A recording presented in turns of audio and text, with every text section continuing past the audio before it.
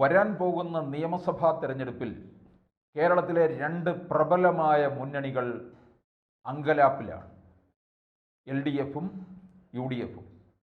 ആ അങ്കലാപ്പ് ഉണ്ടാകാൻ കാരണം മറ്റൊന്നുമല്ല, കേരളത്തിൽ BJP നയിക്കുന്ന NDA മുന്നണി ശക്തമായി മുന്നോട്ടെത്തിയിരിക്കുകയാണ്.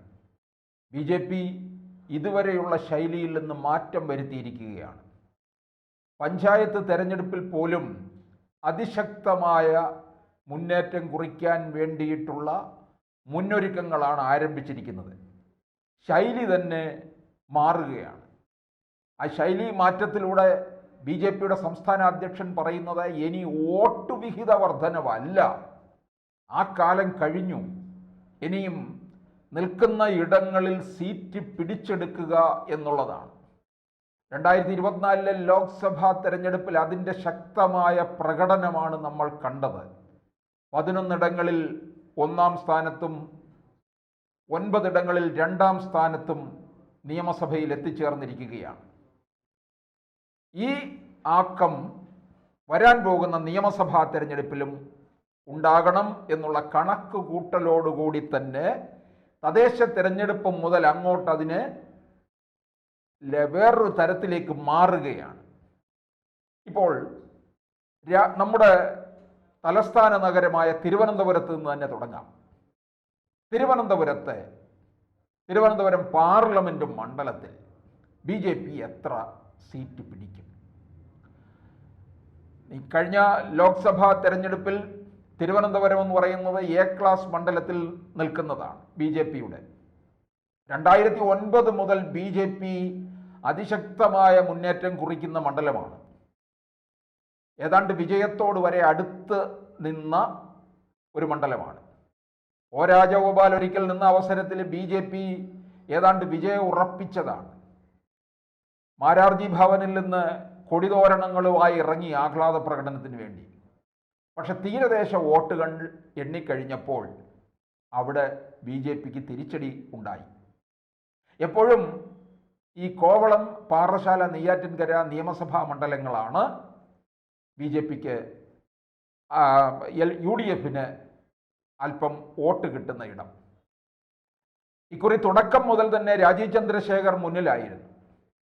പക്ഷേ അവസാനം വന്നു കഴിഞ്ഞപ്പോൾ കോവളവും പാറശാലയും നെയ്യാറ്റിൻകരയും എണ്ണി തീർന്നു കഴിഞ്ഞപ്പോൾ 15,000 വോട്ടിൻ്റെ മാത്രം വ്യത്യാസത്തിലാണ് ശശി തരൂർ 4ാമതും പാർലമെന്റിലേക്ക് പോയത്. ഇത് തീർച്ചയായിട്ടും BJPക്ക് തിരിച്ചു പിടിക്കാൻ കഴിയുന്നതാണ് എന്നുള്ള കണക്കുകൂട്ടലുണ്ട്. ആ കണക്കുകൂട്ടലുകളുടെ അടിസ്ഥാനത്തിൽ ഇപ്പോൾ ഈ വരാൻ പോകുന്ന നിയമസഭാ തെരഞ്ഞെടുപ്പിൽ തിരുവനന്തപുരം പാർലമെന്റ് മണ്ഡലത്തിലെ 4 നിയമസഭാ മണ്ഡലങ്ങൾ കൂടുതലായി ശ്രദ്ധ കേന്ദ്രീകരിക്കുകയാണ്. അതിൽ 2016 BJPക്ക് കൈനീട്ടമായിട്ട് കൊടുത്ത മണ്ഡലമാണ് നേമം. 2016 ഉണ്ടായ വിജയം 2021 BJPയുടെ സംസ്ഥാന ഘടകത്തിൻ്റെ പിടിപ്പുകേട് കൊണ്ട് തന്നെ കൈമോശം വന്നുപോയി. സമീപ സമയത്ത് നടന്ന പാലക്കാട് ഉപതെരഞ്ഞെടുപ്പ് പോലും അവിടെ BJPക്ക് പിടിച്ചെടുക്കാൻ കഴിയുന്നതായിരുന്നു. BJPയുടെ സംസ്ഥാന ഘടകത്തിൻ്റെ പിടിപ്പുകേട് എന്ന് തന്നെ പറയാം. 2021 നിയമസഭാ തെരഞ്ഞെടുപ്പിൽ ഷാഫി പറമ്പിലും ശ്രീധരനും തമ്മിൽ അതിശക്തമായ മത്സരം നടന്ന് ശ്രീധരൻ വിജയത്തോട് വരെ അടുത്ത മണ്ഡലമാണ്. ഇക്കുറി തിരുവനന്തപുരത്തെ നേമം മണ്ഡലം 2011 രൂപീകൃതമായ നേമം മണ്ഡലത്തിൽ ആദ്യ വിജയം CPMന് തന്നെയായിരുന്നു, 6000 വോട്ടിൻ്റെ ഭൂരിപക്ഷം. 2016 വന്നിട്ട് BJP ആ മണ്ഡലം നേടുകയാണ് ചെയ്തത്. 2021 BJP അവിടെ പരാജയപ്പെടുന്നു. വടകരയിൽ നിന്ന് K മുരളീധരനെ നേമത്ത് കൊണ്ടുവന്നിറക്കുന്നു. നേമത്ത് BJPയെ വീഴ്ത്തുക എന്നുള്ള പ്രധാന ലക്ഷ്യം തന്നെയായിരുന്നു. 4000 വോട്ടിനകത്ത് മാത്രമായിരുന്നു ശിവൻകുട്ടിയുടെ ഭൂരിപക്ഷം. ഇപ്പോൾ നേമം മണ്ഡലത്തിലുള്ള നഗരസഭാ വാർഡുകളൊക്കെ BJPക്ക് അനുകൂലമാണ്. ഒരു RSS ധാരാളം ശാഖകളുള്ള പ്രവർത്തന കേന്ദ്രങ്ങളായിട്ടുള്ള ഇടമാണ് നേമം മണ്ഡലം. അതുകൊണ്ട് തന്നെ രാജീവ് ചന്ദ്രശേഖർ ഈ മണ്ഡലത്തിലേക്ക് ഇറങ്ങുകയാണ്. രാജീവ് ചന്ദ്രശേഖറിനെ നിർത്തിക്കൊണ്ട് ഈ മണ്ഡലം തിരിച്ചു പിടിക്കുക. നേമത്തുണ്ടാകാൻ പോകുന്നത് BJPക്കുള്ള ഒരു വലിയ വിജയമാണ്. ലോക്സഭാ തെരഞ്ഞെടുപ്പിൽ രാജീവ് ചന്ദ്രശേഖറിന് വലിയ മുന്നേറ്റം കുറിച്ച ഇടമാണ് നേമം. അതുകൊണ്ട് അത് തിരിച്ചു പിടിക്കുക അത്ര ദുഷ്കരമല്ല എന്ന് പാർട്ടി കരുതുന്നു. രണ്ടാമത് വരുന്നത് കഴക്കൂട്ടം മണ്ഡലത്തിലേക്ക് വരികയാണ്. 2016-ലും 2021-ലും BJP മികച്ച പ്രകടനമാണ് കാഴ്ചവെച്ചത്. കടകംപള്ളി സുരേന്ദ്രനാണ് CPMലെ അവിടുത്തെ ഇപ്പോഴത്തെ MLA. 2016-ൽ മന്ത്രിയുമായിരുന്നു. 2 തവണ അദ്ദേഹം തുടർച്ചയായി വിജയിക്കുന്നു. മണ്ഡലത്തിൽ അദ്ദേഹത്തിന് ജനപ്രീതി കുറഞ്ഞു തുടങ്ങിയിട്ടുണ്ട്. അതുകൊണ്ട് അദ്ദേഹത്തെ മാറ്റി നിർത്താനുള്ള സാധ്യതയുണ്ട്. വട്ടിയൂർക്കാവിൽ നിന്ന് VK പ്രശാന്തിനെ കഴക്കൂട്ടത്തേക്ക് കൊണ്ടുപോകാനുള്ള നീക്കമാണ് CPM നടത്തുന്നത്. കാരണം ഉണ്ട്, അതിലേക്ക് വരാം. വട്ടിയൂർക്കാവില് യഥാർത്ഥത്തിൽ K മുരളീധരൻ വന്നു നിന്ന് മത്സരിച്ച് വട്ടിയൂർക്കാവിനെ ചേർത്ത് നിർത്തിയിരിക്കുകയായിരുന്നു. അപ്പോഴാണ് K മുരളീധരനെ വടകരയിലേക്ക് കൊണ്ടുപോകുന്നത്. അങ്ങനെയാണ് VK പ്രശാന്ത് ഉപതെരഞ്ഞെടുപ്പിലൂടെ അവിടെ വരുന്നത്. അപ്പോൾ കഴക്കൂട്ടത്തേക്ക് വരുമ്പോൾ കഴക്കൂട്ടൻ 2 തവണ 2016-ലും 2021-ലും 2ാം സ്ഥാനത്തെത്തിയതാണ്. V മുരളീധരനും ശോഭാ സുരേന്ദ്രനും. ശോഭാ സുരേന്ദ്രൻ പിന്നെ നിൽക്കുന്ന ഇടങ്ങളൊക്കെ തന്നെ BJPക്ക് അനുകൂല തരംഗമാക്കി മാറ്റുന്ന ഒരു സ്ഥാനാർത്ഥി കൂടിയാണ്. ശോഭാ സുരേന്ദ്രനെ ഇക്കുറി കായംകുളം മണ്ഡലത്തിലാണ് നിർത്താൻ പാർട്ടി ആലോചിക്കുന്നത്. ഇവിടെ കഴക്കൂട്ടത്ത് ഇക്കുറി V മുരളീധരനെ ഇറങ്ങും. അവിടെ യഥാർത്ഥത്തിൽ കോൺഗ്രസ് കഴിഞ്ഞ 2 തവണയായിട്ട് 3ാം സ്ഥാനത്തേക്കാണ് പോയിക്കൊണ്ടിരിക്കുന്നത്. അപ്പോൾ തീർച്ചയായിട്ടും കഴക്കൂട്ടം മണ്ഡലവും ഇവർക്ക് BJPക്ക് അനുകൂലമായ ഒരു സാഹചര്യത്തിലേക്കാണ് നീങ്ങിക്കൊണ്ടിരിക്കുന്നത്. ലോക്സഭാ തെരഞ്ഞെടുപ്പിലും ആ മുന്നേറ്റം ഉണ്ടായിരുന്നു. അപ്പോൾ നേമത്തോടൊപ്പം തന്നെ കഴക്കൂട്ടവും നേടിയെടുക്കാൻ കഴിയും എന്ന് BJPയുടെ വ്യക്തമായ കണക്കുകൂട്ടലുകൾ തന്നെയുണ്ട്.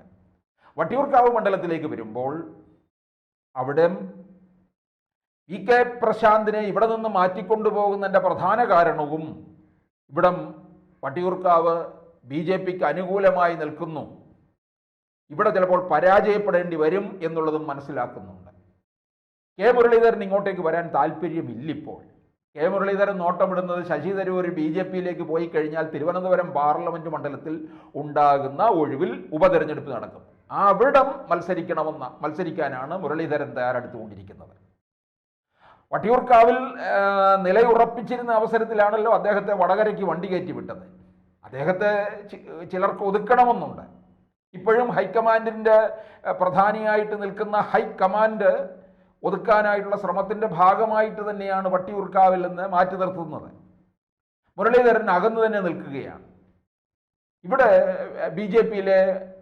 BJPയിലെ നേതാവും നടനുമായ കൃഷ്ണകുമാർ തന്നെ ഇറങ്ങാനാണ് സാധ്യത.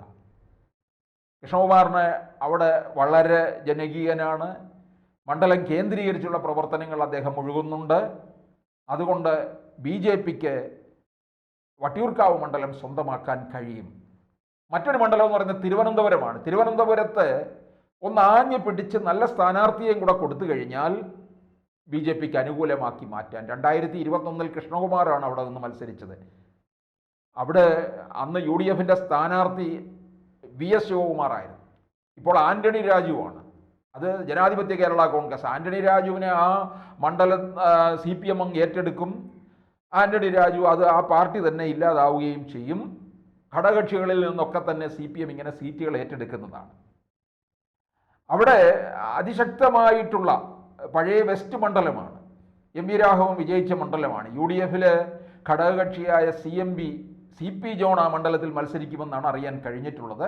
എന്തായാലും അവിടെ നല്ല മത്സരമായിരിക്കും. നല്ല ഒരു BJP സ്ഥാനാർത്ഥി അവിടെ വന്നു കഴിഞ്ഞാൽ തിരുവനന്തപുരവും ഉറപ്പായി നേടാൻ കഴിയും. 3 മണ്ഡലങ്ങൾ എന്തായാലും BJPക്ക് ഉറപ്പായും അനുകൂലമായിട്ട് നിൽക്കുന്ന മണ്ഡലമാണ് നേമവും കഴക്കൂട്ടവും വട്ടിയൂർക്കാവും. അല്പം പ്രയത്നിച്ചു കഴിഞ്ഞാൽ തിരുവനന്തപുരം മണ്ഡലവും BJPക്ക് നേടിയെടുക്കാൻ കഴിയും. തിരുവനന്തപുരം പാർലമെൻറ്റ് മണ്ഡലത്തിൽ ഉറപ്പായും BJP 3 സീറ്റ് നേടിയിരിക്കും.